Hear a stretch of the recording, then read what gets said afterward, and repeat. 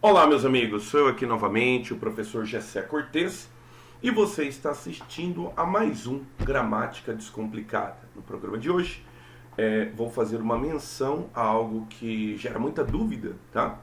Que é a concordância feita com o pronome relativo que.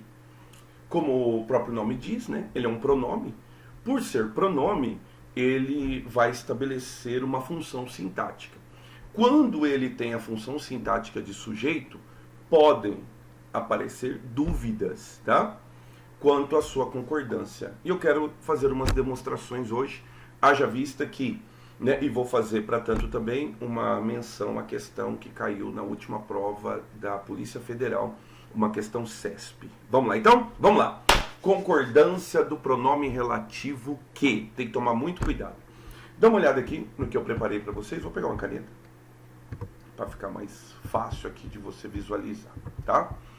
Então notem que eu tenho a seguinte frase: as notas do aluno que estavam erradas foram corrigidas. Notem que eu tenho a presença de uma oração subordinada adjetiva. Por que ela é chamada de oração subordinada adjetiva? Porque ela vai cumprir a função de um único adjetivo.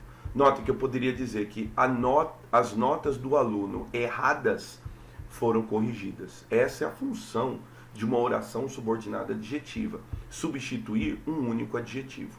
Só que daí eu transformei esse único adjetivo em uma oração. Notem que ele tem verbo, ele tem predicativo do sujeito. Notem que a presença aqui do pronome relativo. Por que existe a presença do pronome relativo? Para evitar a chamada repetição de palavras. Essa é uma das funções do pronome, não é verdade? O pronome é acionado para evitar que você repita determinadas palavras. Notem que se nós decompusermos a oração, ela vai ficar assim. A primeira oração: as notas do aluno foram corrigidas por mim. Agora, se eu coloco uma segunda oração, eu digo: as notas estavam erradas. Para não repetir a palavra notas, o que nós fazemos? Nós colocamos o pronome relativo que. Você se lembra que na escola, na quarta série, você cansou de fazer exercícios assim? A professora dava duas frases e falava: coloca as duas frases numa única.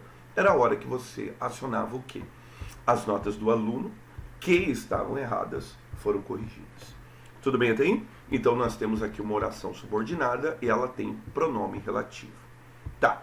Só que, notem que aqui eu tenho a minha oração principal. Ela é interrompida pela oração subordinada.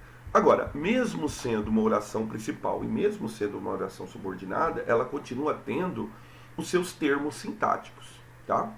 Se nós fizermos uma rápida análise, vai ficar assim: notas é o meu sujeito, tá?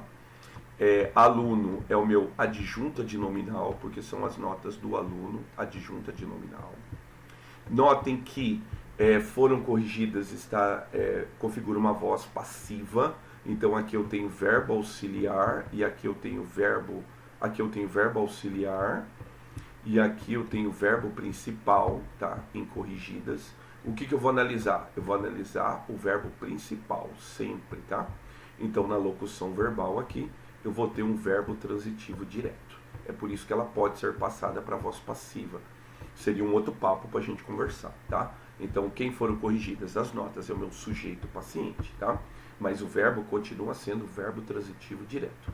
E por mim é o famoso, né, agente da passiva, tá? Então numa análise rápida nós temos aqui a seguinte análise sintática dos termos. Notem que a oração principal ela está completa. Eu tenho sujeito, eu tenho adjunta de nominal, eu tenho verbo transitivo direto, eu tenho agente da passiva.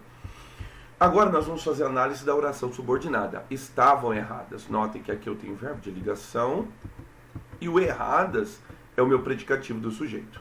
Quem está faltando? O sujeito.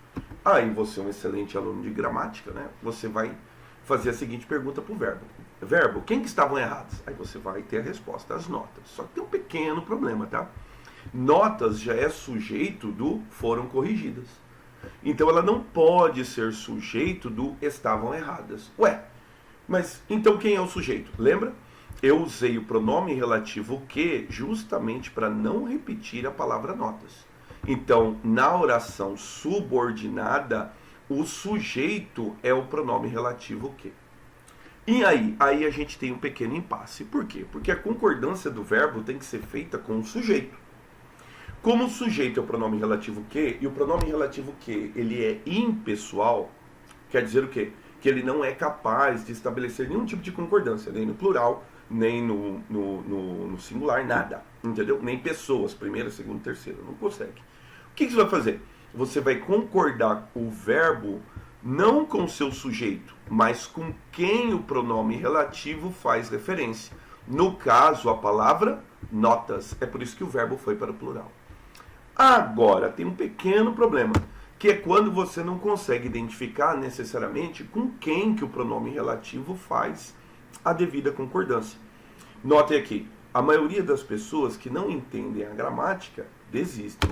Então notem que de novo eu tenho a minha oração subordinada. Notem a minha oração principal, a maioria das pessoas desistem, tá? Agora, que não entendem a gramática. Aí notem que a concordância do verbo é feita com quem? Com quem o pronome relativo faz referência. Neste caso, ele faz referência à palavra pessoas. Pode ser feito assim? Pode. Mas você nota também que ele poderia fazer referência à palavra maioria? E aí o que ia acontecer com o verbo? O verbo automaticamente ficaria no singular. Note que o sentido da frase não mudaria. A maioria das pessoas que não entende a gramática, aí eu pergunto para você, quem que não entende a gramática? Note que a concordância tem que ser feita com quem o pronome relativo faz referência.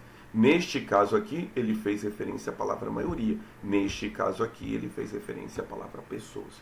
Pode ser feito isso, GC? Pode. Porque o pronome relativo ele é incapaz de estabelecer concordância. Então a concordância do verbo tem que ser feita com quem o pronome relativo faz referência. Notem que, dependendo da circunstância, vai ter mudança de sentido. Agora, dependendo da circunstância, não.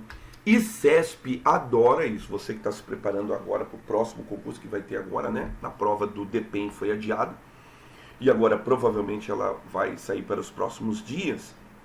Fiquem atentos a essa questão que eu separei para vocês. Ó, a prova foi da Polícia Federal, tá?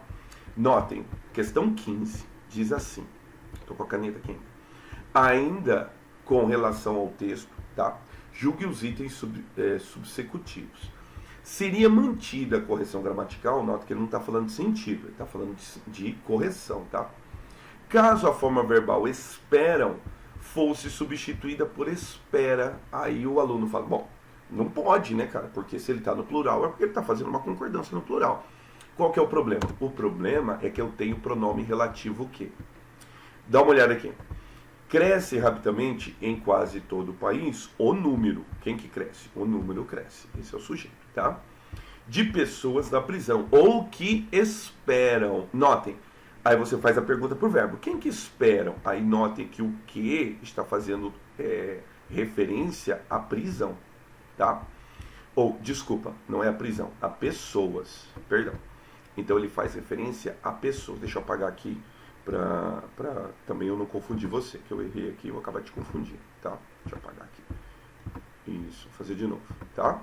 Então, notem que aqui ele faz referência a pessoas, tá? Quem que espera? As pessoas esperam. Notem que, como ele é um pronome relativo que, então, notem que eu também posso fazer menção à palavra número.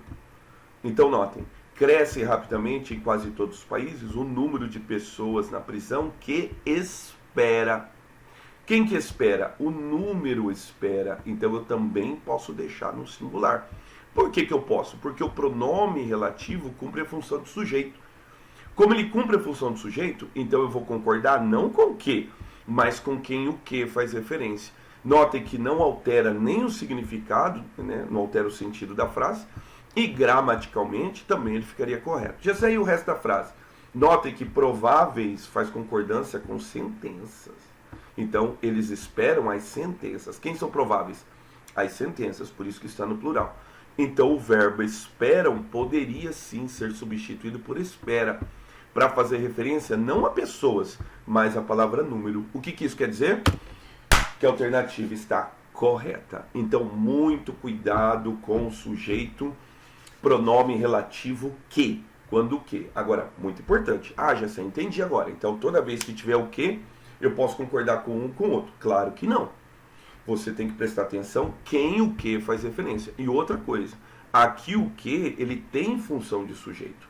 Qual que é o problema? É que o pronome relativo que pode ter função de outros termos também. Ele pode ter função de objeto direto, objeto indireto, complemento nominal, adjunta de nominal. Então, você só vai fazer essa análise quando o sujeito for o pronome relativo que. Como é que eu vou saber isso, Gessé? É o termo que está faltando. Quem que esperam? Bom, quem esperam é alguém. Alguém espera. Quem espera? As pessoas esperam.